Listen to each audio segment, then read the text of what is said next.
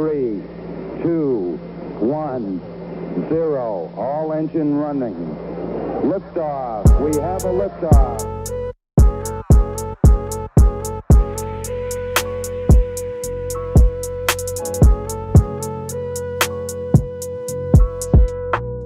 Welcome back to Lessons and Blessings. This is a very special, maybe unhinged, maybe a little funny, maybe like might have to clip that out episode. But one thing for sure though, the spirit is in this episode. Let me just preface this by saying our other co-host, the GOAT, A to the J, is actually not with us today. At the time of this recording, he would be with us, but he's at work. Imagine having a job, couldn't be me. But we would have recorded this on Friday. But the guest I have, we actually flew in our first guest. We actually didn't fly him in, but I'm gonna claim that we flew him in. This is one of my closest friends, my best friends from college. I'm just gonna let him kind of tell you a little bit more about himself, so I don't spoil the fun for him. But he also is a fellow podcaster in the Podverse. And so he will talk about his pod and all that things. And honestly, we have zero plan of what we're going to talk about. We're just going to talk and see what happens. And so, yeah, this is my boy, Steve-O. Hello, thank you, Sheldon. No, I can't do it. That's going to be so mean to you. I can't do it the whole way. This man, by the way, if you didn't know, he is actually Asian. So don't try to come and cancel us, all right? No, I just have a very strong accent that comes from no, he doesn't. A close friend. No. No, he does not. Thank you, Sheldon. I appreciate that. My name is Steven. He's right. I do have a podcast that I do called the Imperfect Podcast. We do not have as much content as your prolific pod with you and AJ. But I actually have known Sheldon since I was in college.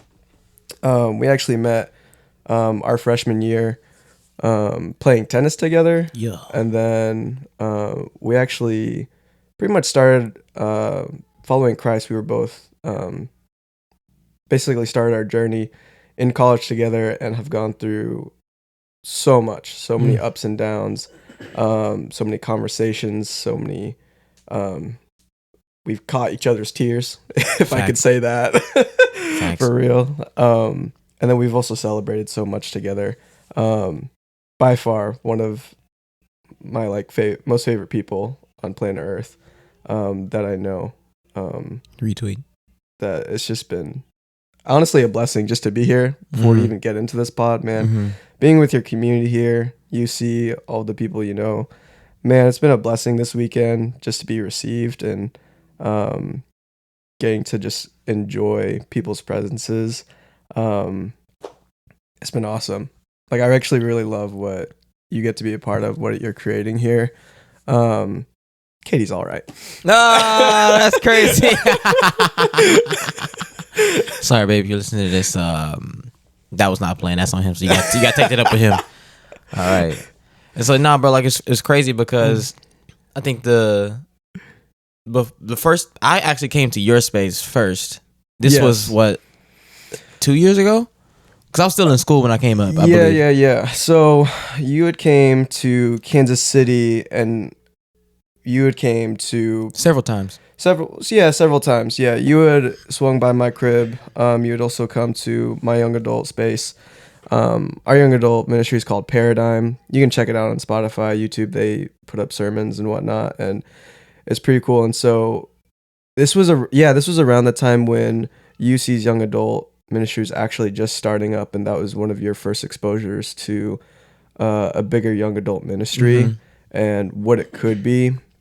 And man, yeah, like everyone, I was like so disappointed when you left. I was like, man, you should stay in Kansas City, but ain't no way you were staying for the weather. You would have froze your toes off. Not a chance. That's why I left. But see, that's the problem. When I came down here, I'm going to tell you all something. When I came and I got off the plane, I was like, this is not right. I should not be sweating from the waist down already, just stepping off the plane, sweating in places I didn't know I could sweat. And I was like, there's something wrong here. And the crazy part is, it wasn't the daytime. It was like 9:15 at night. It was like as cool as it could be here, and I was like, this is wrong. Like, this is not right. This is not normal. But you know, it is what it is. I'm learning. I think you acclimated, man. I think you I did. you got that Texas in you. I do. You know what I'm saying? You got that I dog. do. Yeah, in you.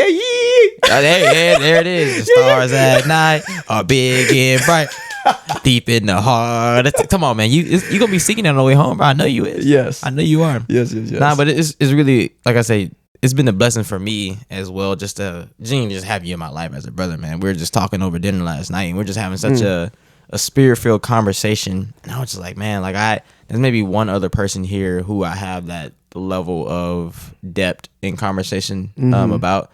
And I haven't known this guy for that long. That's simply from the power of the Holy Spirit. But when you have two believers who are truly seeking after the Lord and growing in wisdom in the Word and seeing the fruit of that in your lives, plus the relational equity of building and growing and not growing together. Yeah. 'Cause I remember, like, if we might as well just get into it. Like, I mean, when we first met, like, it's funny. I didn't like you, bro. Like, we joke about this all the time. I wasn't a big fan of Steven at first. I was like, man, this dude's arrogant, bro. He's judgmental, bro. I'm not vibing with this dude. But, Yeah. Like, I always laugh at that, because how we became friends, even though I wasn't the one that quote unquote wasn't favorable of you.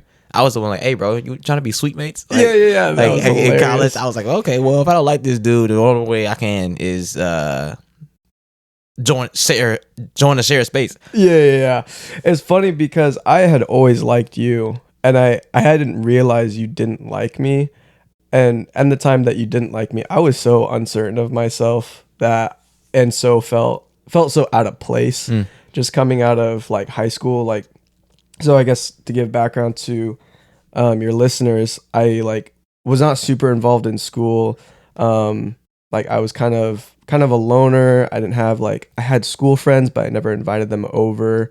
Most of my time I'm Asian, so it's all about grades within my family, and I played tennis and then I would work. So my whole life kind of revolved around those three things. And once I got to college, I wanted to kind of break out of my shell, and honestly, Builder Camp, you know, that freshman year in Builder Camp, which was legit, is where I started breaking out of my shell. But I still didn't have, you know, like the social equity. I don't even know how to say it, but I just didn't know the things that people were talking Social about. IQ. Yeah, social IQ. The things that like you and Caitlin were talking about, I was like, I don't know any of this stuff. Like Bucky's, like BUCs. I was like, what the heck is this? And so I would always, you know, sit back, cross my arms, you know, just to like be like, yeah, I'm interested, but I don't know what y'all are talking about. And so there was that. But man, you know, I when you talked about how we can have these conversations, that we can just get right down to the dirty details. I think oftentimes, because you're right, it's very rare for me to find these conversations like, you know, out of the weekend. It's like, man, these are my favorite moments of where we could be jamming out to some EDM or whatever, and then just quickly switch, turn down the music, and just know, hey, we're about to talk about some life. You about to lock in, yeah. Yeah. And I think the reason it's so hard is because even in Kansas City, where I'm in school right now, and everyone's playing this dance. Everyone's playing this dance to impress one another, playing this dance to kind of feel each other out, find out, like, is this person going to actually listen to me? Is this person actually going to care? Does this person actually have, like, the best interest, excuse me, my best interest in their heart? And one thing that's special about our relationship has been that we've both seen each other like in the dumps. Oh yeah. And there's not to say that there weren't plenty of our friends who were in the dumps in college, and we've seen people go through some hard times. I'm not going to say we're the only ones who've struggled with pornography. By all means, like, there's been so many things we've struggled with, but I think just seeing the way we've had to walk through that and know even when we fall, we still want to dance towards the Lord. Mm-hmm. Right. And I think with that in mind, knowing that I can trust that, hey, yes, when this guy falls, he's going to want to continue running towards the Lord. I think that's something special because everybody falls, like, Right. and everyone in life is trying to hide that they don't fall. Mm-hmm. And then there's people who embrace like, oh, we might as well just celebrate that we're falling. It's like, no. We don't celebrate that we fall. We acknowledge that we fall and have an understanding that the Lord is going to pull us back up, and we want to run towards that. And I think it's rare to find someone with that, the eagerness to run after the Lord and the humility to know when they're going to trip up. And I think that's what makes those conversations so easy, because I have an assurance of who you are and what you're about. Right. Like likewise, I mean, even last night I was saying like, bro, this is kind of like a David and Jonathan type thing where, I mean, if you don't know about David and Jonathan, David being the king of Israel and Jonathan, the rightful heir to the throne, but God anointed David, right? And they said when they saw each other, their souls were knit together. Mm-hmm. And so like they were described to have a bond that's closer than that of a woman, of a man and a wife. And so it's interesting because Jonathan was very good at what he did. He was a general of war. David also was doing that, and they were also both really good at what they did. And they also ran together in that way, cried together in that way, like you were saying. They succeeded together in that way, and they both genuinely had a passion for bringing the Lord glory. And so why wouldn't he bless that and amplify that and allow that space to be open to where you can be open, honest, vulnerable, and have that connection with somebody to know when it's time to get down to it, we locked in. When it's time to have fun, we locked in. When it's time to be quiet, we're quiet. You know, and I says it's something beautiful about when you see people like ebb and flow, like you were saying. Like we have a bunch of different friends who we all started with, but they did not run the race with God longevity wise. And we have one friend who this is an answered prayer for years, but in the last year and a half, they really taken steps and strides to pursue after the Lord, and we're starting to see the fruit of that. And all those different things is like, man, like this is awesome. Now that avenue is open. Hey, you can come join this, and it can become not just me and you, but now it's 3 of us, and then hopefully, prayerfully, it's 4 of us, it's 5 of us, it's 6 of us, and in that, it's just so beautiful because like when you suffer with people, the emotional equity, the relational equity that is built and developed, like you can't take that away. Yeah. You can let go of it and walk away from it for sure, but you can't take that away. Like I think that's why sports teams are so powerful in building relationships, because they were talking about I heard this analogy was saying that teams that have more conflict are usually better than teams who don't have more conflict. The chemistry is there, so therefore they know exactly I know what the person next to me is going to do. I know what the person next to me is thinking. I know exactly what they're going to do, what they're going to say, how they're going to react and respond in the moment. Just like you said, you know exactly how I'm going to go, how I'm thinking, all those different things. And then those moments where we don't know, okay, I don't understand what you're saying. We have the humility to like, hey, you know what? Let me ponder, let me ponder and let me inquire on, okay, how did you get to this thought? Okay, I see where you're at. I might not agree, but I see where you are, and we're still cool. And we even had a moment like that last night. We were talking about something. He was like, bro, honestly, I don't agree. And I was like, you know what? I respect that. I respect that you don't agree, because I like knowing that the people around me are not just agreeing with everything I say. I know I'm not right on everything. Yeah. Sometimes I wish I was, but I know I'm not right on everything. So to have somebody that is living the word and seeing fruit in their life and to be able to speak life into you. And like, granted, we're 12 hours away. Like we don't see each other often.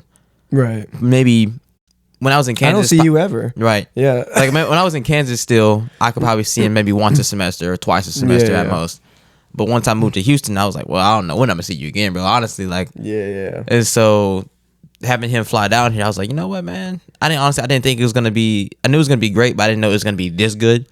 Yeah. And it's not even over yet. Like we still have all of today, and then you'll be gone tomorrow morning. Tears. Yeah, I know. And so, man, it's just been beautiful. So I just want to just to open this up, man. Like, Give me a little bit about your testimony. My testimony. Yeah. So, I actually grew up youngest of 4. My parents are first gens, both fresh off the boat and in Christ. I guess like fresh off the boat and out of the water, I guess you could say. Of like out of baptism. Okay. Okay, So- I got the mental picture. Yeah. So that's had funny implications when Sheldon's met my parents. my Sheldon gosh, has bro. cracked up hearing my dad's accent, which I didn't even know my dad had an accent. I don't believe that's actually real. I think Sheldon's just tripping. His dad has an accent. But he does have an accent. He really does. So growing up, I grew up in Wichita, Kansas. Grew up in like Christian home, where we like went to church, and I like would know all the Bible stories. And I kind of was just naturally good at memorizing stories and knew what the stories were meant to be about and what happened. And then growing up, when I was, oh man, this is where I always get tripped up. I think it was around like late elementary, early middle school is when my dad had an affair with another woman, and pretty much like shattered my family. My sisters were in college at this point, and my brother was in high school, and he was already battling depression, so he just became like more withdrawn. And for me, I didn't really understand the implications of what that meant, other than I knew my family didn't want to be together anymore, like around. And so all I can remember is kind of like raising, like just trying to raise myself. And I found myself kind of just like watching everything go down, and figuring out how to not rock the boat, how to kind of just like survive, right? And just go by the day to day and kind of do things on my own. So I don't remember honestly getting a lot of direction from my parents. Obviously my mom was really struggling through things, and she's actually stayed in the marriage. She stayed with my dad, and she is like such a rock. Like she's like just such a strong woman in Christ, to be able to have that forgiveness and stick it through in the marriage, and to be able to keep them afloat. And so that happened. And so yeah, it was mostly me by myself, just, playing tennis, figuring things out. And then probably around late sophomore, early junior year of high school is when pornography was introduced. And it was more of like a casual dabbling. I don't even know if you can call it casual dabbling. That sounds so weird. Like a every now and then thing. Yeah. But it was just something that was introduced, and it didn't really like take a hold of me. I guess like I would tease myself with it, but it really got unleashed when I was in like freshman year of college, freshman and sophomore year of college, like in between that summer, like if you would call me one thing, it was a porn addict. And it was definitely my way of coping with the lack of, attention, or the lack of guidance that I had gotten from my mom and dad, and just feeling like I had to, get something to feel something. And so that was extraordinarily pervasive, and I even got in a relationship. Sheldon remembers it was with my first relationship in sophomore year, and it was just horrible relationship. And I believe mostly because of me and the way like I led the relationship. I was pretty controlling. I was pretty cutthroat with my words. I think just because I saw things so black and white, there was just a strong lack of emotional intelligence, just because that didn't really exist in my family. Right.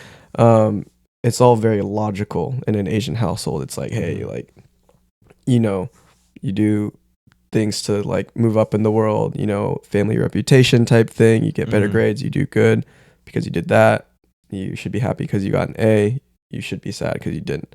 Mhm. That type of thing. So it's all very logical. And so, that came into play. And then just sexual immorality where I'll be honest, this is how horrible I was. I think I've told you this, Sheldon, but I remember when this girl was interested in me,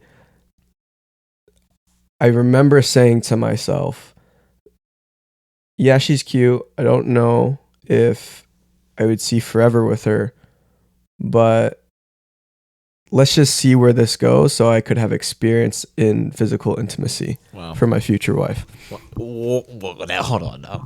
That's I don't wild. think you've ever told me that. No, okay. I don't think you ever told me that. That's crazy. Yeah, I know. That's how crazy. That's how sinful that's crazy. actually how horrible I am. And I've lamented that thought so much.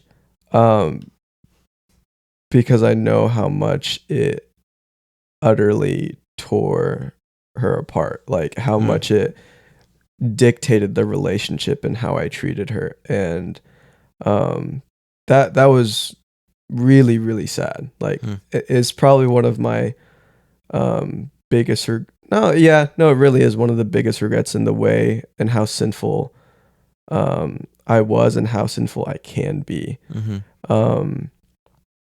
And we can come back to that later, but so going in that relationship, we made it about 9 months, and it was kind of a hot and cold type thing, of where we'd be good, we wouldn't be good, wouldn't be good. And then our junior year rolls around, and there's a whole incoming batch of freshmen who I'm like, man, these girls are cute. And I had some semblance of God like protecting me, who was like, somehow this ain't right. Like all the sexual morality, that's fine. But as soon as you start looking at other girls, he's like, in my head, I was like, that's not right. Like, so yeah, that's somehow crossing a boundary. Yeah, okay, Steven. Whatever. So obviously my moral compass was pretty flimsy at this point, but the Holy Spirit was kind of leading me. It was like, there's something going on. Like, you shouldn't be feeling this way. Something's wrong. This ain't right. And so at this point, I had known Sheldon. I had known this other guy. Actually, we just talked about is Sam and Justin, who I consider my mentor in college. And I actually went to all three of them. And I thank the Lord for placing these three men in my life, because I went and talked to them of like, hey, this is what I'm feeling about this relationship. Like, this ain't good. I know something's wrong. I think I like her. Obviously, I didn't say it was for the wrong reasons, but I was like, I think I like her. I care for her on some level. But something's wrong with the relationship. And bless you, all three of you were like, I think I remember your conversation. Yours was like, hey, bro, I think you've already laid out what's wrong and you know what you need to do. You just need to do it. I was like, all right. So, went up to my room, crying like in my room alone. And I just remember crying out to the Lord of just like, God, I don't know, like I'm stuck. I don't really have an idea of what to do. Like, obviously I like this physical intimacy part, but something's wrong with this relationship. And what would you have of me? What do you want me to do in this moment? And at this point, I've never heard the voice of the Lord ever in my life. I feel like he gives me images a lot, and but it's weird. This image spoke to me, and he gave me two roads. And in one road, God said, all right, you can stay in this relationship, and I've given you enough in you. Like, I've created you to be enough you'll be all right by worldly standards. But you'll lose me.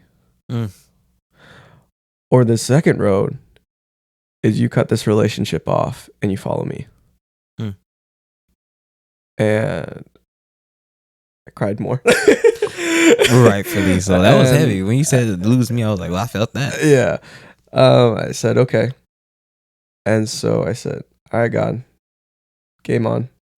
through my tears, like, game on, God. And so I ended up cutting off that relationship. And it was hard, man. It was extraordinarily difficult, man. Pornography hit me harder, like, in the time following. Like, I didn't become like this perfect Christian.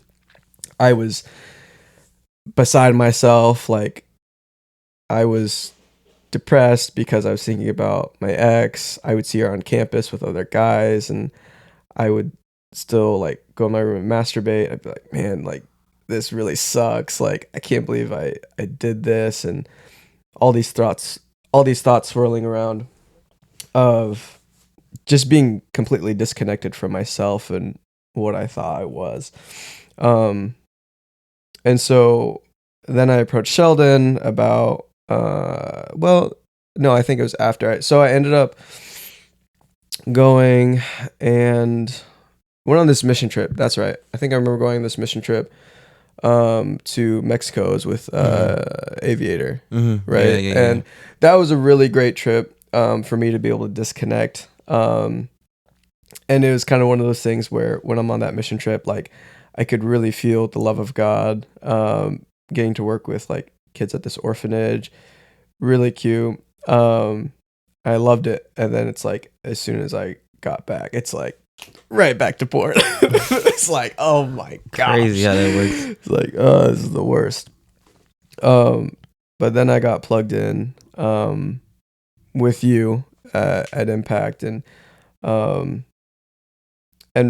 that's where the Lord really started, I think, revealing a lot of things to me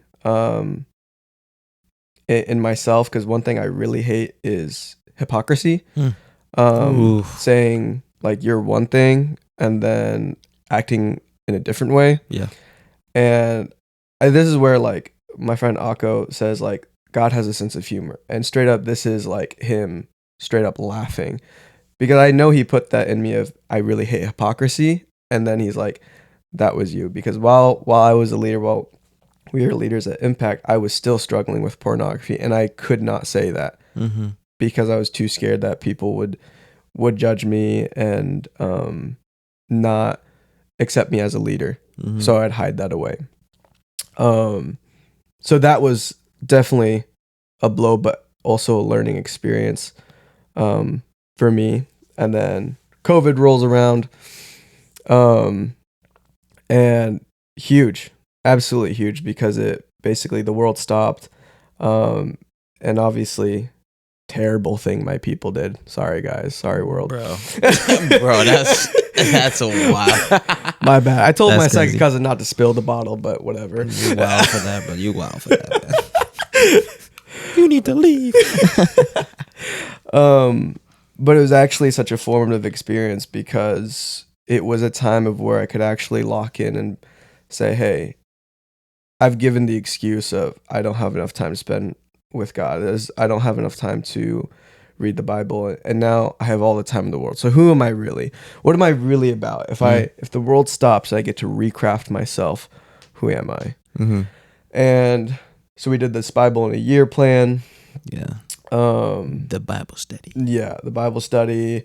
And honestly, at that time, good idea. Looking back, don't know how much it helped me, but the fact that I was able to say I did it was really big. And so that was kind of like the jumpstart to my like my formative foundations of who I am. And now I guess where I'm at now is I'm in Kansas City.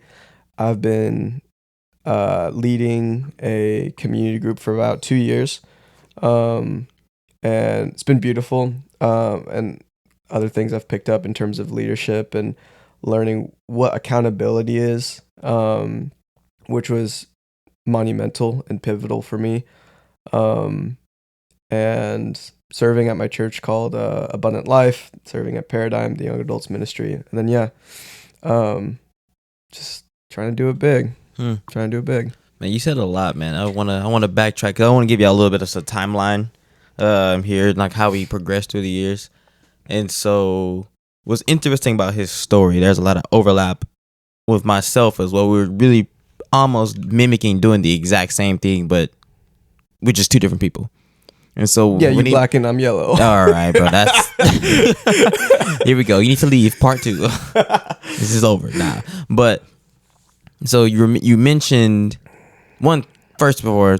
Thank you for being open and vulnerable about the things you going through, because I mean, granted, this is how we talk anyway. Yeah. But a lot of people genuinely aren't used to being that and doing that. Mm-hmm. And I know I can speak for both of us and say being open and vulnerable in that way has freed us from so many different things. Oh, 1,000%. And I want to encourage you, if you are still tuned in at this point, thank you for listening. Find somebody who you can trust and be open and vulnerable with. But if you can't find somebody you can trust, no, you can trust God with those things, because he can do more with that than anybody in your life ever could. And so I'll leave that there. So while we are, this is 2017. Our freshman year, 2016, 2017. Yeah. And so I didn't date my freshman year. You didn't date your freshman year. Mm-hmm. Roll over to sophomore year to 2017, 2018. That's when we both ended up in a relationship at the time. Right. So this is the time where we're like, all right, bro, let's be sweet mates. Yeah. We're sweet mates. We both have girlfriends at the time, right? Yeah. And I knew you were a Christian. Mm-hmm. I claimed Christianity. I claimed Christianity as well, but I wasn't. We both wasn't following at that point, like legit. Ain't no way. And so we laughed about this last night. There was one time where we were in the girls' dorm, and we weren't supposed to be there. And was it early in the morning or late at night? No, it was late at night. And you know what the wild thing was about that is, I was an RA. You were my alternate. You were my alternate, and then we both found ourselves in the girls' dorm. And so to paint a picture is. So we were RAs for the freshman boys, mm-hmm. and there's a freshman girls. There's a split for the freshmen. So guys are with guys, girls are with girls. As you're an upperclassman, then there's mixed residence halls. Yeah, not dorms. They said residence halls. Whatever. Sorry. Still in you. Sorry, Sarah. PTSD. But we were the ones who were supposed to be in charge and leading by example. Mm-hmm. And oh my gosh. Hypocrisy right there. It was insane. We were both at our girls' rooms. Past curfew. And we opened the door. At the same time. At the exact same time. Look at each other. And it's like the Spider-Man. It made me like, whoa. I'm like, it's like, oh man. I was like, this is crazy. So we even laughed about that last time. I was like, do you remember that? It was crazy. But you talked about the hypocrisy thing. Even in that, like all the things that he was going through in his relationship, I was having similar things as well. Like my first relationship with that girl was purely sexual. There was no other. I knew I wasn't gonna go the distance with her. I knew we were just way too different. I've forgotten so many movies that I paid for. I'm not gonna lie. If I could have those funds back, I would. Yeah. But like that relationship with that girl was purely sexual, and truthfully, we were even encouraging each other in that. Yeah, man. To like, okay, push this boundary, do this, and all those different things. And you know, like even though he said to himself that, okay, maybe I don't see the future with this person, but let me get experienced in this way so I can be prepared for my future wife. Like that statement is so crazy, but truthfully, I think a lot of Christians, young Christians, live in that space because you need to test the car before you drive it type mentality. Yeah, man. Not understanding the fruit of what God has made sex to be in marriage, how beautiful it is, how powerful it is, to be enjoyed in the confines, and how destructive it is outside of that. And so with that being said, that is I think a prime reason, on top of our like deeper emotional things, that was a really good fire starter for us. Yeah. Ignition and fuel to keep us gripped to pornography and masturbation for a long period of time, because we, like it says, don't open up. Was it in Ecclesiastes? No, Song of Solomon, I believe. Was Ecclesiastes? Song of Solomon, yeah. And don't open up. Basically don't awaken what is not yet ready. And it's the Shulamite. I think a Shulamite woman talking to her girl. She's like, "Hey, like, I'm really feeling this dude. This is awesome. This romantic dance that we're doing of dating, going to marriage, but she's like, I'm telling y'all, this is dangerous. And she admits it that it's dangerous, and I think that was one of the biggest dangers for me, in that statement. Like you're saying, like that's a wild statement, and it's crazy how noble I tried to sound for myself. Like, oh, I'm just doing this to like To please my future lady, my yeah. future wife, and that's some like, man, that's the biggest bull crap like you could ever say, because you're not guaranteed tomorrow, and like whoever is right in front of you in life is the most important person right there, because you have no idea. Like if this is the day that the Lord has given, then this is what he's given you today. So this is the most important person, and you're meant to care for and love on this person, whoever they are. And but going back to that statement, like I was trying to use that as a noble statement, but I was really just trying to gratify my own desires and my own. Yeah, I'm trying to justify my need for physical intimacy and lust, right? Mhm. So it's crazy how easy it is for us to convince ourselves that we're the like this wonderful savior of like, oh, I'm just doing this out of the goodness of my heart. Yeah. Da, da, da, da, da. Yeah. Or just to completely downplay, someone else's feelings. Yeah, man, it's sad. No, for real. It's it actually really was. sad. It really is. And so when he was talking about how when it came time for him to end that relationship, this is in 2018 now, in the fall semester. Not fall semester, 2018 in the spring semester. Mhm. And so the crazy thing about that time, because he did mention that eventually he got plugged in with us with Impact, I was in the deepest part of my sin completely. Like I wasn't trying to follow God, and then like sense of humor thing. God, somebody approached me to lead this thing because I was going as a freshman, and they had nobody else because all the other leaders quit because I guess they got convicted or realized that they weren't living a life that they didn't want to live the life. So that's what, I'm just going back out. And so they asked me to do it, and I was like, sure. I don't know. Yeah, why not? I'm like, after I said, like, why the heck did I say yes? I know I'm not living.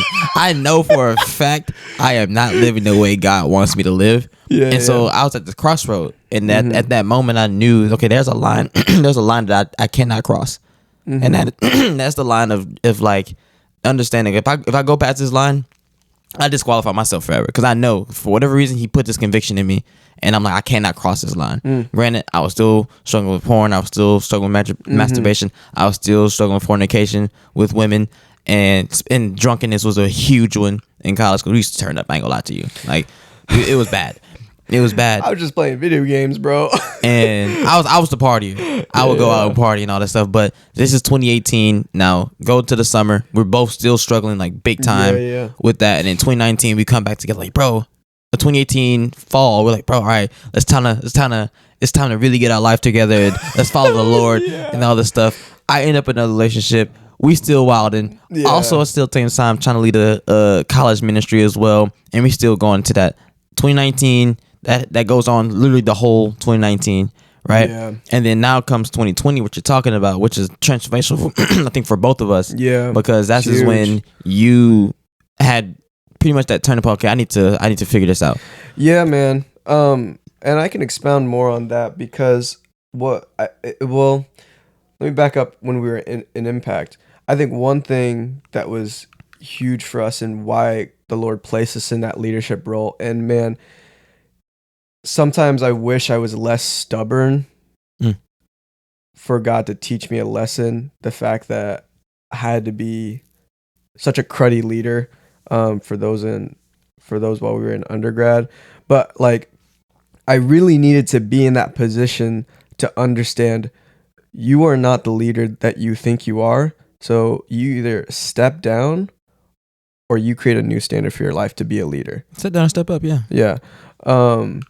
And I think that was really important. But one thing that we had heard so much while we were in Impact, while leading that ministry, was we don't have enough time to come to this thing. We have to study. We have to study for a test. We have a team dinner, which I get. Like 99% of the student population were athletes, and it was fun. Don't get me wrong that we were mostly athletes. It was a great time, but That was one of the most frustrating things. And so what I had was getting frustrated, and I would hear things.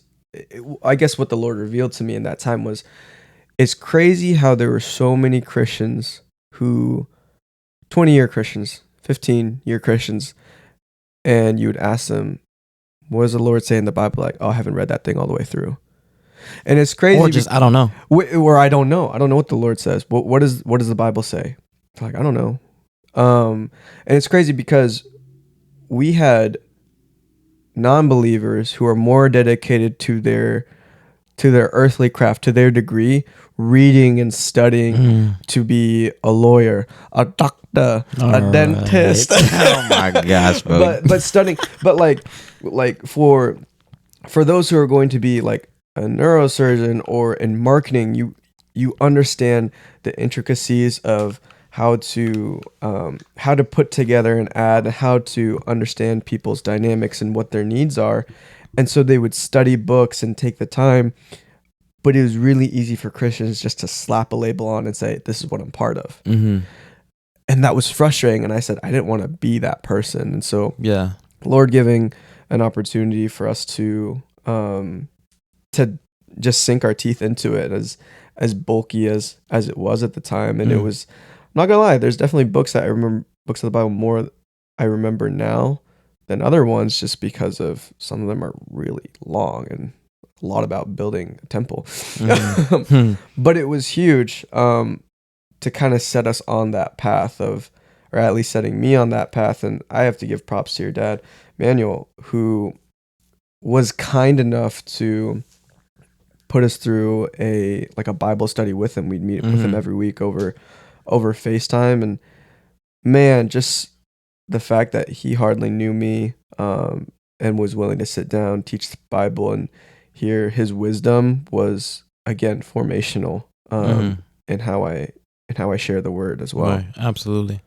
And let's go back to the impact real quick, because I remember there is a specific lesson plan that we picked, and we went over it. We were like, if we do this, not only are we going to lose people, but we're also going to be called to the higher standard. Because that hypocrisy thing that you're talking about is like so real. Like, because we were living a double life for a majority part of that. Like we would have impact, and then literally with the same people in the room, hey, what we doing this weekend? Are we partying? Are we drinking? What we doing? Like, because we weren't teaching on anything that would convict anybody of sin, because we didn't want to do that, because the second we taught it, then it was going to convict us. We had to change our lives. We had to change our life. I don't want to preach that double message. So, like, to stay on the moral high ground per se, we were only picking things that kept us in the place where we didn't have to be called higher. Yeah. But it came to that point where we did pick that one. I remember going to, I was like, bro, if we do this, we're going to lose a lot of people.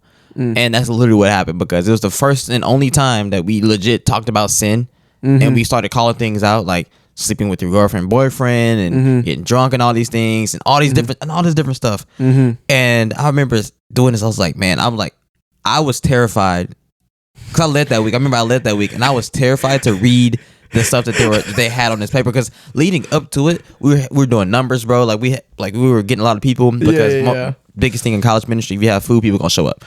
Oh, 100%. And so we partnered. Because we partnered with the local church, and they were bringing like home cooked meal. It was good every week, like spaghetti and soup and all these different crazy stuff.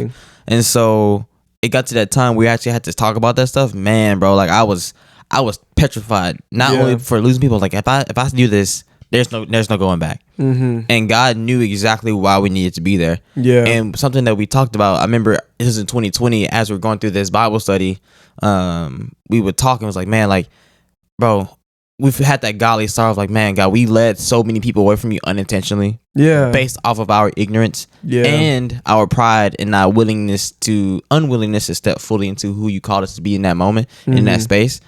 God, but God even used that down the road. And I'm just like, man, yeah, I'm not telling you, hey, if you're in a leadership position leading somebody and you're not being led by God, stop. Just stop it. Don't even try to mess with that, because that is not where you need to be. God had grace for us. God had mercy for us for sure, but that's not the road you need to take. I would just say that right now.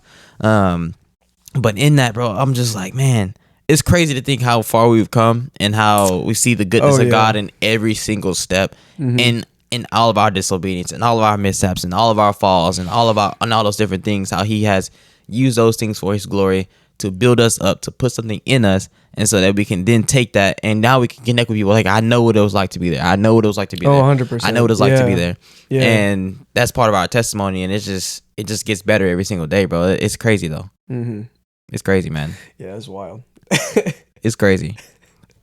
To go on that fact, I remember this was last year, between January and March of 2023, and I ended up talking with 3 people that I all went to school with, and all 3 of them ended up either taking the next step with this, okay, I'm going to become a Christian. I want to become a Christian tonight. Okay, bro, I need to restart my faith, right? It was crazy because one of them called me randomly. He butt dialed me on accident, and we ended up talking for 3 hours. He ended up recommitting his life to Christ that night, which is crazy. That's wild. Then another guy that the first guy talked to somebody else. Well, sorry. The first guy I talked to, somebody talked to him about the faith, and the guy that I talked to say, hey, you talk to Sheldon about it. I haven't talked to this dude in years. This dude that I talked to, he would host parties. I'll be the main one at the parties. I'm the main one drinking, the main one turning up, having a good time. I know who you're talking about. And because I'm not gonna throw a whole bunch of names out there. I got you. But you know who I'm talking about. I'm pretty sure. Yeah, you know both of them actually. I'm pretty sure I do. Yeah, and the guy, and he was like, yo, bro, granted we haven't talked in a long time, but I seen what you put out on like social media and stuff, and all these different things. You just seem different. Like it's genuine. It's raw. And he's like, I want to know like what changed. And I just started talking, hey, bro, it's Jesus. It's Jesus. This is what he did for me. Like, you saw me. I was the main one at your house, like turning up, drinking, being drunk, doing all these things, encouraging other people to do that. But once I met Jesus, I couldn't do that no more. I had to preach a different message. I had to live my life in a different way. And and it's crazy. He saw the truth and the change that I had through social media.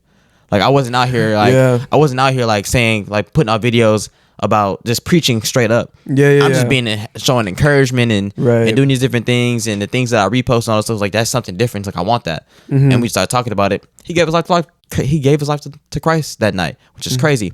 The third one, he came down for a basketball game because he had to do some stuff with his passport and all that because he's international. And the whole time I was like, God, I want to use this as an opportunity. I just want to share the gospel, and that's it. And so we had this basketball game, and then the basketball game ends, and we're walking back to the car. It was like maybe a 10-minute walk downtown Houston. And I just asked him, like, hey, bro, you got a faith? And he starts to open up about a whole bunch of stuff I didn't know. Like, I was his teammate for a long time, and I actually coached him in college and all this stuff. And we were pretty close. Yeah.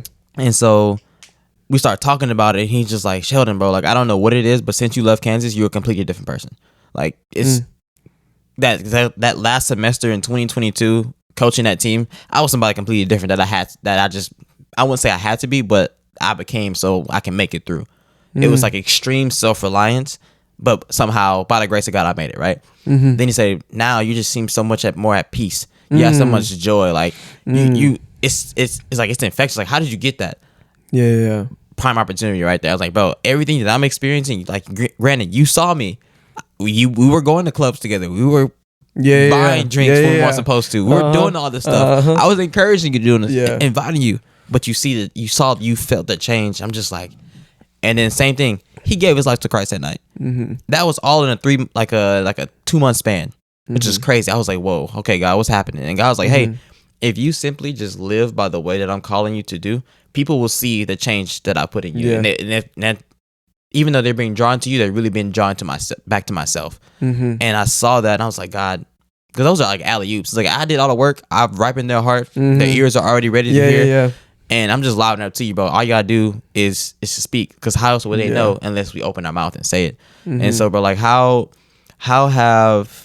has you stepping out of the college scene? You kind of touched on it a little bit before, but how has stepping out of the college scene of Kansas or Southwestern and going into, say, the workforce or for a little bit and going to chiropractic school where you are now, like, how has that, what's been the biggest shift for you? What's been the biggest change spiritually? In regards specifically to the workforce or school, that's interesting. No one's ever really asked me that. So one thing I will say is, in church, it's really easy to, like, if someone comes up to me, like at Paradigm, and I'm supposed to be serving, it's really easy because I'm already under the assumption that they're looking for something. So I can ask them, like, hey, what's your story? And they're usually already primed for that because the Lord has led them into our doors. But one thing, at least in terms of the workforce, I worked as a dental assistant for a number of years. I worked with my dad in pediatrics, and then I worked 2 years with a general dentist. With a great dentist, hilarious. I love him. And I would have conversations few and far in between at work, about God. Sometimes it'd be after hours with my coworkers. Sometimes it would be with my boss, just like kind of picking his brain. But one of the highest compliments I got when I left about from this job, there were a lot of my coworkers who would say, Steven, like, just the way you cared for and listened to your patients, we could tell it was genuine. We could tell you had a genuine curiosity and love for your patients. And in the times that we've had questions about God, you've been so gentle with us and wanted to hear us out and walk with us. And, I think I relate that to the second guy that you talked about. It wasn't necessarily like a growth track or a gospel bridge thing that you just handed to him, but it was an understanding that people were always watching you, and it was the way you lived your life, and it was the way I carried myself. And I'm not going to say I was the perfect worker. There was times where my boss had to tell me off. He'd be like, hey man, like, if this continues, I'm going to fire you. I have to let you go because this is unacceptable. I cried getting that email. But then I shifted. I had to make a change. Like, that part of me had to die. I had to be better. And so I think that was one of the biggest things of where the ministry comes into play in the day-to-day is when you're not allowed to speak, how will they know? If you can't speak the name of God, how will they know? That's what I think about. I think I've talked to you about this, but when we talk about the fruit of the Spirit, love, joy, peace, patience, kindness, goodness, faithfulness, self-control, all of those things. My example I always give is, if I was mute, how would I show these things? How would I show the fruit of the Spirit if I was mute? Because one of my biggest strengths is how well I can articulate, how well I think. I'm a big thinker and I love to talk. I'm really good at crafting ideas and pulling things together, connecting the dots. And I believe that is a gift that the Lord has given me. That is probably something I just adhere to more. But if I lost that gift, how am I going to show the fruit of the Spirit? And so I think when it comes to that, it's been a lot of how I intentionally care for people and how I love on people. Whether that means just giving them like a pat on the shoulder. Like, I'm going to be honest, there were people who would come into the office and they'd be crying because they were so scared. And I would just sit with them and just try to take their mind off things. Anything other than the sound of the drill, talk to them about their life and be interested in what they had to say and who they are, no matter what. And so in terms of in the workplace, that's really where it was. And I think a lot of it is also knowing that when I was there, I wasn't a burden.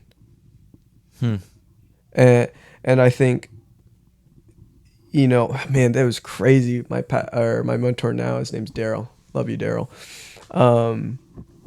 He said he was had this one situation where he had a Christian employee and he had to let them go. And the employee was like, man, I can't believe as a Christian man, you would fire me. And his response was, I can't believe as a Christian, you're putting me in the position to let you go. Ooh. And it puts a different perspective and onus of who you need to be as a Christian, what you need. If you are meant to be a reflection of God and someone who is giving life to places and creating something, should we not be creating life in our workplace and in the spaces that we walk into, Mm. even if we're not talking about God. Yeah. And so I really try to take that in. I really wanted to be indispensable, and to every single individual that was there. And so oftentimes, like, yeah, it meant doing things outside of like what my job description was. Right. And then my boss was a great boss. He knew that I was doing that and would sometimes say, "Hey, tone that down because I know you're leaving soon. I need people that actually know what they're doing." But the point is I cared more about the success of the business and how my patients came in feeling than how I felt about what I had to do. Mm. I said, I really want, That's I powerful. bought into the vision of, hey, this is the experience I want to create. And my boss has given me the freedom to make that how it was. And, Yeah. he'll tweak me and be like, hey, probably don't say that next time. Like, all right, I feel you. Yeah, got you. Appreciate that, big I dog. appreciate you. So I think in that sense, that's how I went about things and how I made an impact. Now, did I necessarily convert anyone? No.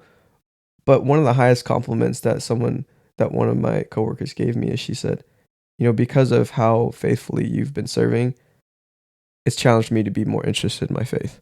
Hmm. And that was it. And that was it. Yeah. And I could not tell you, like, I was so happy with that answer. Mm-hmm. I was so happy. That was the role I played. I didn't have to be there the whole way. I didn't have to do from the front of the train to the caboose. I didn't need to be there every step. And the Lord gave me that peace. And so I think that's really where it was, because I think it's really easy for us in church to get in this bubble of, oh, we just get to talk about God. Yeah. Which is true. I love talking about God, but that's not everyone's thing. Right. Not everyone wants to do that because they don't have that relationship yet. Mm-hmm. Okay, so how can I let the overflow of my relationship with God have an effect on the relationships I have with people who don't have that, Mm-hmm. to where they start being interested in it, Yeah. So what you're saying, correct me if I'm wrong, what you're saying is that my life should speak more about my Christianity more than my mouth does. Absolutely. Yeah, absolutely. For sure. Words are super cheap, man. I mean, you can chat GTP a sermon nowadays. That's actually factual. Like, actually, and it's theologically sound too. I've put one in. I was like, God, dog, like, this is really good. Mm-hmm. This is really, really good. But when it comes to, I think, when you're having a bad day, when you had a bad day, yeah. Anyways, but when you're having a bad day and you're like, man, this sucks. Like, things aren't going right. Like, yes, you want to be cared for, but it's almost a challenge, man, to God, how much are you going to allow your love to shine through me? How bad can this get? How bad can this life get?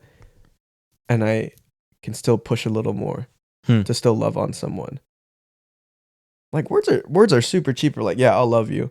But when it comes down to it, where things are stressful, you had a long day, things didn't go right, you come home and you still have to have a kind word to your roommate or your family member, to still have the intention of listening and listening well. I mean, that just speaks differently, right? I think it's funny. Either the saying of, like, people get, when people are adults, they're not as picky with their food, but they're picky when they're kids. Well, it's only because you're making the food that you like. Wow. Right? And so people will also say, oh, I am patient, or like, I am really kind. Well, that's because you're not being put in situations where that's being tested. Facts. Right? Oh, I'm patient. Well, have you been put in situations where that patience is tested? Now, I only hang out with people I like. Are you actually kind? Are you really listening? Mm-hmm. I don't know. Most people like me and my girlfriend, we like just talking back and forth. We just talk about, you know, getting our nails done, right? Not saying getting your nails done is bad, but when you are being pushed and prodded to test that fruit of the spirit, you won't actually know. You're just saying it. Yeah. Right. You can hide amongst everyone else. Yeah. I mean, we're actually talking about that same principle of, because specifically we're talking about self-control a few nights ago. Yeah. And using the thing of, when it comes to, say, temptation, right? Whatever my temptation is, let's use specifically what we're talking about was like pornography and lust and those things, right? Yeah. There should be a season where you should completely remove yourself from anything that remotely gets you to the point where, okay, I want to do this thing. Monk mode. Yeah. 100% like avoidance is the best deterrent. Yeah. Right? But in that, it's so far removed, that's not necessarily self-control. What happens when you're in an environment where, okay, now let's say you watch a movie at the movie theater and you didn't know there's going to be a scene, or you're somewhere, you hear like a song or something, you're like, okay, now it's playing in your head, now you have those images. Now you're back at home. Crap, now I got to deal with that. Not saying that the other one is not necessarily self-control, because that takes self-control not to, even though you removed it, to pull those things back in. It definitely takes self-control not to do that. But like you're saying, like, if I'm not in the space where that's being pushed and tested in that way, then that's not really, say, testing my patience or testing my self-control in that way. But I'm also not putting myself in a position, okay, let me see if I can withstand this, because you're gonna play that game. Yeah, I've done it. You lose every time, bro. You're gonna play with fire and you're getting burned every single time. Yeah. And then you wonder why your skin's so callous and ugly and it stank. Oh man, like what? Yeah, for real. And so I think that's you ashy boy. You ash. You were ashy. You was ashy. You ashy, but ain't no gold bond saving that, bro. Huh? You back in the oven. You back in the oven. That's how ashy you are. The boy in the Sahara ain't had water in months. I haven't had water in months, man. And so what's been the biggest struggle for you in like the last year? Just in general, yeah. So honestly, it's been a little bit of identity. So this is gonna be a multifaceted answer. It's gonna be real Love good. that word, multifaceted. That's my So the reason it's identity, and I actually kind of figured this out a little bit while I was in grad school. So I'm in school to become a chiropractor, and I'm definitely being pushed by a lot of the upperclassmen to kind of create your own brand and realize what kind of chiropractor you're gonna be. And there's been a couple, outside of school things called seminars. We are learning from other docs, and they'll ask you like, what do you want your space to look like? What do you want? And it's very difficult for me to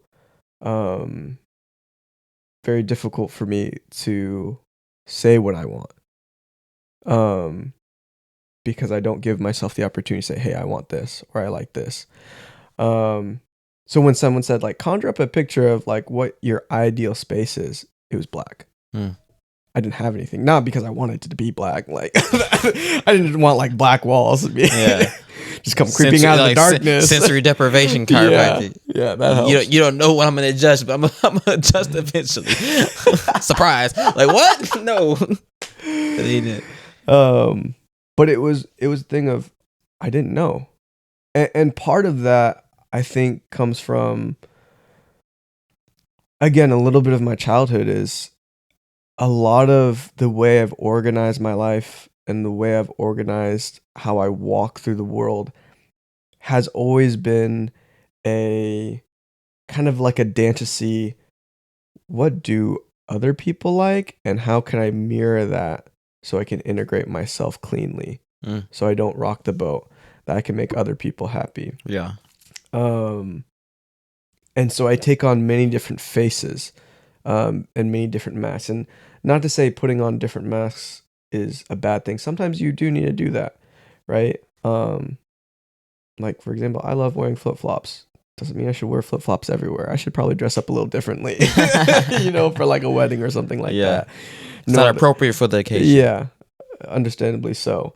But having that own voice and saying, this is what God has put in me and this is what I want, has actually been quite difficult to navigate. And I'll be honest, I can't even give you a fleshed out answer because I'm just struggling through it right now. Yeah. It's hilarious when, you've asked me and other people it was Kelsey and Katie both asked me of like, hey, what's your type?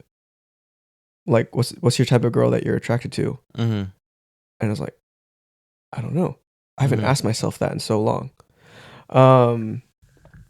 Now we could have a whole discussion on, types or whatever, if that's even, a fine thing to ask, whatever. But ultimately, like, I couldn't ask myself that because I haven't asked myself that. Because I think for so long in my sin, I had only asked myself, what do I want?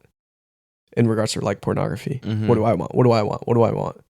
And I would run to that. Mm-hmm. And so I think learning a healthy relationship with things God has put in me and what I want is the challenge that I'm going through.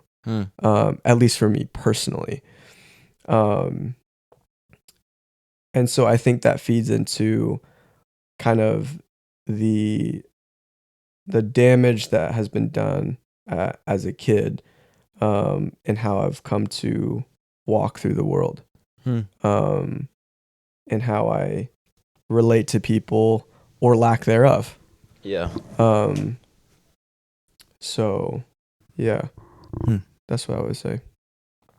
I know this is kind of an ongoing conversation because we kind of talked about this over all you can eat sushi. Honestly, if you want to have a great spiritual conversation with somebody, do it over food. Because I don't know what it is. That's biblical. It is biblical. It's Acts 2. They broke bread. They broke fellowship bread with one like, another. I can't tell you the implications scientifically. I'm sure there's like that's why they say, oh, you want to have a business deal, do it over a meal. Because Facts. something happens in our brain that makes us more agreeable and more open to converse versus if you're not full and happy that you ate a good meal. I think it's because the other person understands that, like, if someone is enjoying the food I enjoy, that means I can trust them, which is why I can't trust Kelsey because she don't like sushi. Facts. Not just sushi, seafood. Seafood in all general. Seafood. I I'm don't just like, understand what? that. Oh man. Yeah, that's wild. If there's any lesson that you're gonna get from this pod, if you don't like sushi, you need to get right with God. God, I'm praying that the bondage you delivered them from the bondage of anti-crustation is lifted off of their souls, Father. God, you do whatever you can do. Only you can do. Release them. Release them. Allow them to enjoy the goodness and savoriness of a king crab, Father. Yes. Be able to crack open the shell of a crawfish and enjoy it, Father. Amen. A good jumbo shrimp, God. That just the beauty and the craft of that sushi, Yes. God. I pray that they that they understand it. But for real though, I'm not joking. Like if you don't like seafood, let me know. I will pray for you. Game, bro. I will pray for you. You missing out. I'm sorry. Even if the texture is annoying, you think it's weird. Come on, get over yourself. You can get used to it. It's an acquired taste. Yeah. But yeah, like it's an ongoing conversation, man, and it's a identity thing. I mean, I kind of not in the same realm. Like something I've been dealing with. Other friends have been dealing with identity. I think that's very interesting because I think there comes a point to where we get to a certain space in our Christianity where God really wants to level us up per se. Yeah. And then he has to bring these secret thoughts or things we've never thought about or things we refuse to think about up. And usually it's from childhood, like everything before where we are now. All these things culminated from, say, the lack of encouragement from your dad or the lack of love from your mom, the lack of physical touch from your parents, the lack of emotional security from your family as a whole, whatever that could look like. I mean, I'm gonna lie, just kind of saying airing out my own dirty laundry because that's the only thing I can think of right now. Yeah. But when you bring these things up, there's something that needs to be done because he doesn't want to bring you through the thought of, okay, reliving, say, the trauma or living the pain of how that did, just to bring it up, like, oh yeah, I just want you to think about this stuff for a little bit. No, that's not what God wants. He wants to bring that so he can say, hey, these are the things that are in you, but I want to restore those things. I want to heal those things. I want to deliver you from some of those things, and impart in you something that's far better. Right? Everything that you missed out on, I have the capability, and I have it. I have everything that you missed out on, everything that you need. But it's gonna take some really hard work of digging in the dirt and pulling those rocks out of the soil, pulling those weeds out of the soil. And a lot of times, it takes community to help you do that, because a lot of times, if I didn't have people to help me dig in the soil, I can dig in the soil all day. I see that rock, sometimes I'm like, know what? I either A, I know I'm not strong enough to get that rock out, get that weed out, or B, I'm not willing to do it. And so when I have people who, women's like, no, like I really see health on the other side of this. I really see deliverance for you on the other side of this. Hey, you grab one side, you grab one side, we're gonna pull with everything in this. You and Raphael pulling that rock out of the garden because he's Mexican. That's even crazier, bro. Like he's gonna listen to this episode. Oh, I know. He's the gonna like second that. it drops, and he's gonna get to that point. He's gonna text me like, bro, that was crazy. He's gonna text me like, bro, that was crazy. You know he's gonna help you with it though. That's facts. Like he ain't wrong. He ain't wrong. Not for the Hispanic part, but the fact that it's a character. Who his character is. All right, I'm not trying to get canceled. Hey, you know you he's can't cancel faithful somebody. to help you pull out the weeds. But so I mean, as we're kind of tossing back and forth this identity thing, I think when when I stepped into church, like stepped back into church, like I wasn't already in church. I stepped back in church and really started on the faith thing. It was a lot of undoing who I was not, right? Undoing who I was not. Hold on.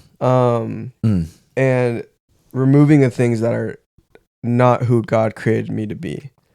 And how I did that, or how the Lord led me, was just getting me involved in around godly community, around different people who are unique. And that was great.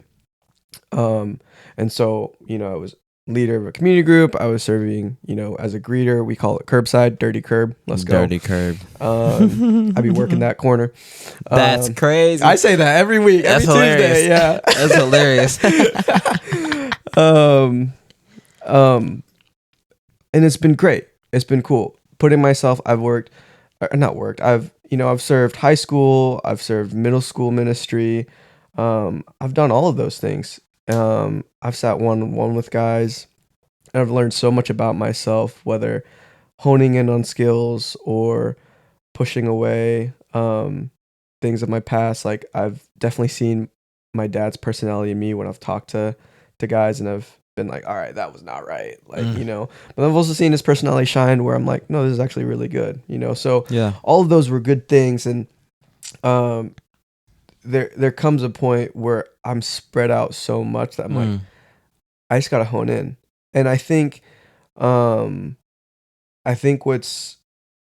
what has been going, and I actually gave this analogy and you requested that I would say it again, but I think oftentimes when we're first learning to fight in this war that is Christianity, we're initially given a shotgun. A shotgun will usually hit in a lot of spaces, but you have to be close up to really fight the war. Because there's only so much I can see. My field of vision, what I can see, I'm only focusing on what is now, whether that's my pornography right in front of me or the people the person crying right in front of me. This is all I can think about. But as we become more mature in our spiritual walk and be able to see, and the Lord reveals it, it's almost like he's giving us a sniper rifle. Yeah. You still get one shot, but you're more precise, you're more refined, and you can deal some deadly damage to the enemy. And so, similar enough, I guess, even more analogies is like, when you were in Kansas and they would burn like the fields, like it's like that low fire. You can kind of see the fire, but you smell it usually first. Yeah. But what's more brilliant is a big bonfire. It's more focused in on one location, and it gathers people. It gathers and rallies people behind a common cause. Oftentimes in college, it was to have a drinking party, but Facts. for Yeah. for a bonfire, it can be a great way to gather people for a common purpose. And in this identity, and I mean, I'm workshopping this as in this pod right now, is when you become more sure of the identity that the Lord has given you and the purpose that He's given you in this life, and you start running after that hard because that's the mission He's given you. That's just what the Lord has given you. You will rally people who will follow after that vision.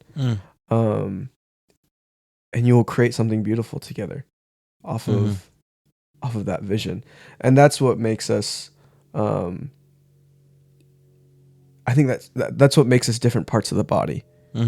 Right? That's what makes us look different, where someone is moving into the workplace or moving into different sectors of the business or the school district and are making a huge impact that doesn't look like a Tuesday night, a Sunday morning, or Wednesday. Not bashing on any of those things. Those things are important. But so is everybody else. Right. So yeah. I mean, going on that, on what makes the body work, this is also another conversation that we've talked so much about so many different things, and every time we talk, like, bro, we should have the mic rolling. We should have the mic rolling here. Just have a rolling mic the whole time. It'd be 10-hour long podcast. Buckled in. Y'all would hear some ill things. But specifically on the body working like it's supposed to, you gave this great analogy about I can't remember what the topic we were talking about, but we were saying like how if I don't want my foot to act like a hand. So if I'm eating like if I'm eating some fried rice or something, yeah, bad. If I eat sushi, right? Yeah, sushi. I don't want to use my feet with chopsticks. Could you learn how to do it? Absolutely. But your hands are suited and made for you to hold them, to use them efficiently, and to eat it quickly and to do that. But the second that gets out of line, that's when everything breaks down. It's no longer efficient. Right. Not just for you, but for everybody around you. And I think that's the importance of like really staying in your lane, though, right? Yeah. I think one thing is, because I have found so much value in serving in the different places I've been, because I've seen what people can do. I've seen, this guy, Pastor Q, he's fantastic working with the high school ministry out at Life Church is where I used to serve. Other various people who I've served with, I'll go with like in just the different ways. I'm just like name dropping people. Erin with the girls that she's been discipling, all of these things. I've seen people be baptized so much. Katie Ward, all these great people. Do I need to do their roles to be a Christian? No. Right. Do I need to speak the way they do in order to be effective for the kingdom? No. Do I want to be familiar with what they do? Yeah.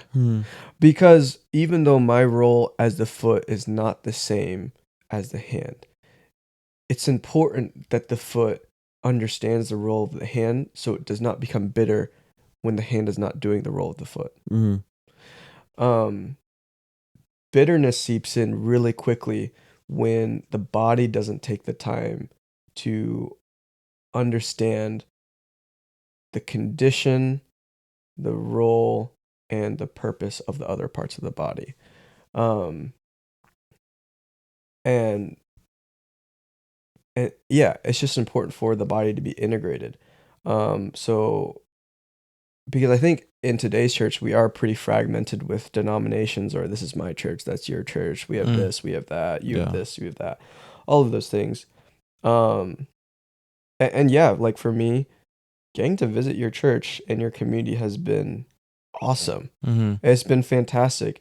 There are things that like y'all have that we don't. I know there are things that we have that y'all don't, but I love being here because what you're creating here is what God has called you guys to create, and I love it. I love celebrating with you guys. I love being here with you guys. I love seeing the joy like on Pedro and Brian's face and Jordan's face, and all of these people who are lovely. And that's probably going to be one of my second biggest regret here is I don't get to celebrate with y'all more. Like, it's like, dang, I don't have enough time to be here with y'all, but man, it's so encouraging getting to see this other part of the body moving and seeing what y'all are about. And so that allows me to be like, man, like, yeah, like this may be hard right now for me, but I know there's other parts of my body who are working. And it's encouraging, and it almost in a sense like an adjustment for me of like, oh my gosh, maybe I haven't really been in alignment. I haven't been as fired up as I could have been, and to be able to be around this community of like to be refilled, I think has been a huge blessing. No, I can say, like I was telling you last night, bro. Like people have been texting me, bro. Like, oh, Steven's awesome, bro. I love Steven, bro, and how great you have a friend like him, and all these different things, man. This is like, I was telling him last night at dinner, like, I'm glad you got to really. I wanted him to really see the community and see the church and all those different things, but I was like, bro, like our last night's conversation just hit so much heavier. I was like, if you didn't do anything else this week, this is what, like this rawness, this realness, the love, the intellect, the sharpening that we cannot do over the phone or through text. Yeah. Granted, you can sharpen over the phone through text because I think the Holy Spirit transcends all mediums, right? But to be face to face with my brother, to encourage or to rebuke, whatever. Yeah, all of it. Like I wouldn't trade that for anything. Yeah, truly. That's what I'm trying to get him moved down here. But you only turn on the AC. you'll acclimate, bro. You're a seasoned vet, bro. I'm here. You're a seasoned vet, but man, it's been such a blessing, brother. Like for real. Like I literally tell him, I was like, man, like these conversations that we had, I know my brain and myself, I'm gonna try to recreate these with other people and be disappointed. Truly, I'm gonna be disappointed, but I understand that they don't have the relational equity that we had in the time spent, and just the way the Lord has allowed us to really grow with each other, and to see each other at our lowest of lows, and to experience the highs of highs and everything in between.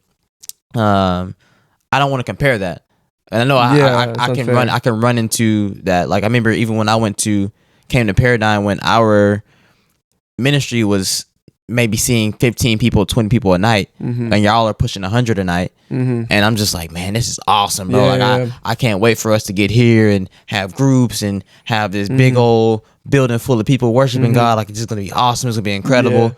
I had no clue what I was asking for and the work that came with that. But to say that 2 years ago when we were 20, maybe even less at that point, because we were still meeting at a house. We're still a small group at that point. To now we're pushing 95 a night, getting close to apexing the 100 mark a night, to see how God has even just brought people to this space at the specific time for this specific purpose, for his purpose to build up Northeast Houston young adults, so they can not only experience God, know God, but also take that to their communities and that they be changed. I'm just like, God, this is crazy. Yeah, this is crazy. Like this is something far beyond. I could not. You gave me $1 billion to come up with a better story than I couldn't. You gave me all the resources in the world to pull all the people here to do something like that. I couldn't, because he knew exactly who needs to be here for this time. For the time, and it's not gonna be forever, but the people that he brings in, the people he takes out, is all part of the ebb and flow of life, and how he wants to grow us, how he wants to move us, but ultimately for us to bear the image of Christ, to be clothed in his glory, but ultimately in all that he gets it all. He gets all the glory. Like something that this preacher out of the Porch said. He just started that. He used to be down here in Metro Houston, but he just got the job up at the Porch about 3 or 4 months ago. He says one of his mission statements always says this: the glory is God's alone, but the privilege is mine. Like I love that statement.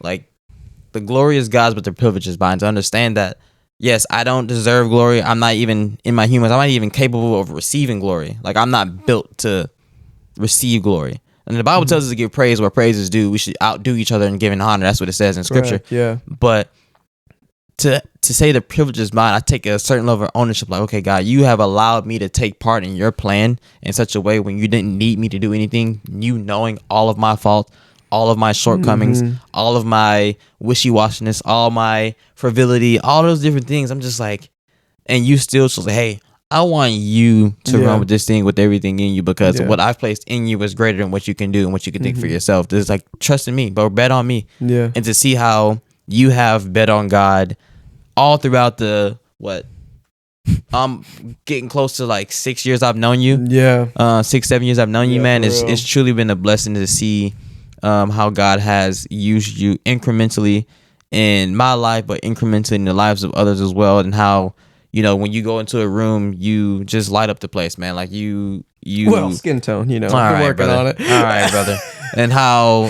And just genuinely how people are changed from meeting you, and how their countenance changes, and how like all of a sudden people are being themselves, and they can like, oh, I can take off the mask, I can put down the wall, I can just exist and not feel like I have to be somebody I'm not, because bro, you've always had that gift to be genuine, even when I didn't like you.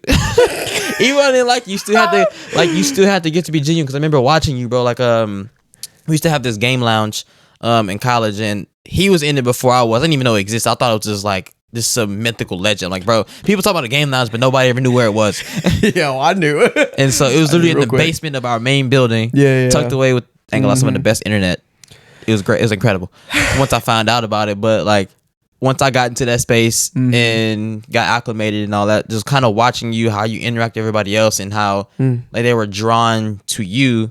Like, I don't know if you realize it yet, but God was in those moments, in those interactions, because you're still friends with a few people that presumably are not Christian, but they still love to meet with you. They still love to connect with you. They still want to spend time with you and all those different things. And that just speaks highly of like the character that God has put in you, but also the character that you have cultivated over the years, and just, man, like the love that you bring to people and the ability to see people and to care for them and just to be gentle with them, even when sometimes you don't feel like you're that gentle.